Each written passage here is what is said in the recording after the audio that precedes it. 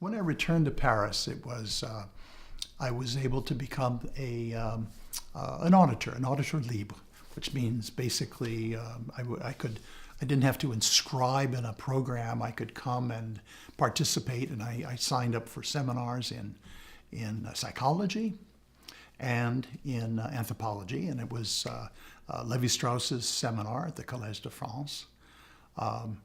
It was a heady business for somebody who was just starting out and trying to master the French language.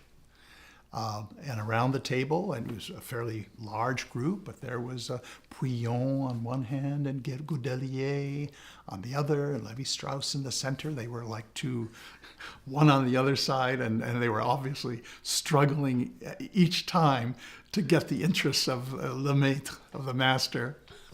It was very, very interesting. They were critiquing one another. They were the two main sources of dynamics. Then Lévi-Strauss would come in now and then. And another person was Jonathan Friedman, who has taught in Paris, and he's taught in Copenhagen. In Sweden.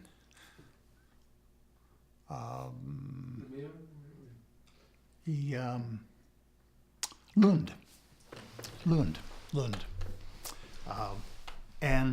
So that was an extremely interesting experience, challenging, and I felt it established a certain framework for thinking that I've carried through, trying to understand the theoretical and methodological dimensions of structuralism. But of course, it was one of these seminars where people are presenting many different things. So it wasn't a seminar on Lévi-Strauss's work, but that was one of my main projects.